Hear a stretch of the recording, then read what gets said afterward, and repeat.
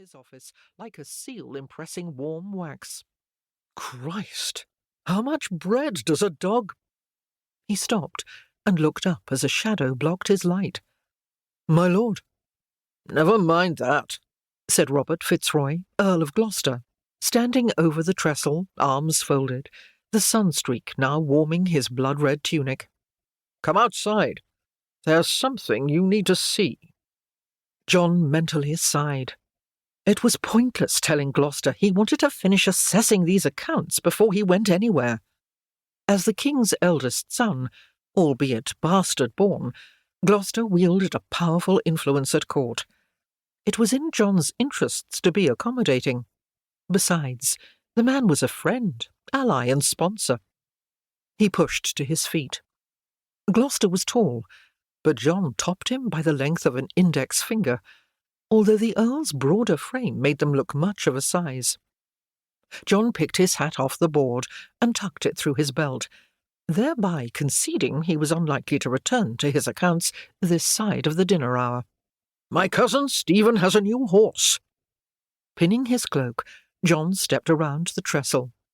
"Take those tallies to my chamber," he commanded over his shoulder to Ralph, "and I want to see the military service receipts for the months I've been gone. I'll expect a report on what's been done about that walking dog meat in the stables before noon tomorrow." "Yes, my lord." His deputy bowed, sweat beading his brow. John quickened his pace to catch up with Robert, his stride long and confident. "They know you're back," the latter remarked with amusement. Mordant humour curved John's lips. "They had better do. You've found foul deeds hidden in the murk." John's smile deepened, putting creases in his cheeks, showing where one day harder lines would develop. "Not as yet. Some questionable horses and dogs that appear to be eating best wheaten bread in suspicious quantities, but nothing I cannot handle. And the women? Nothing I cannot handle there either," John said casually. Robert laughed aloud and set his arm across John's shoulders. "I should hope not. Oh, it's good to have you back."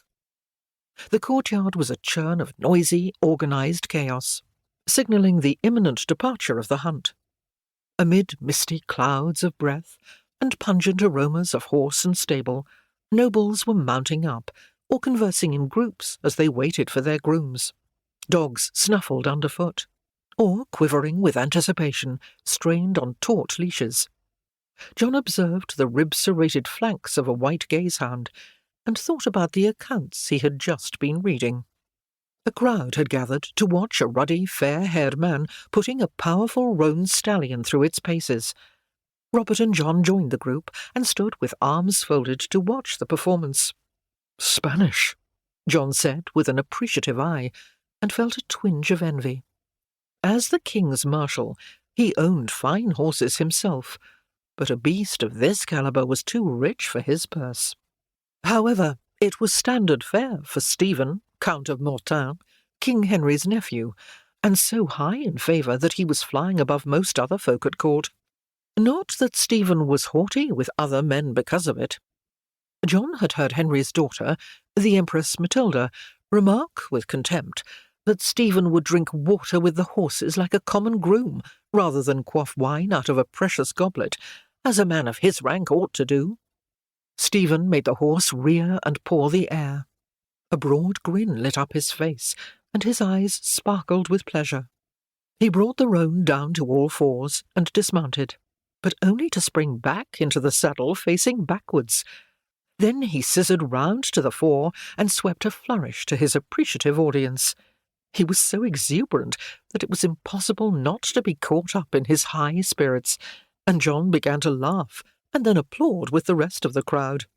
Gloucester cupped his hands to shout at Stephen, "Have you ever thought of performing such tricks for a living?" John glanced sidelong at the Earl, noting that his mirth was tinged with asperity. There was an edge of rivalry between Gloucester and his cousin Stephen. Both were magnates.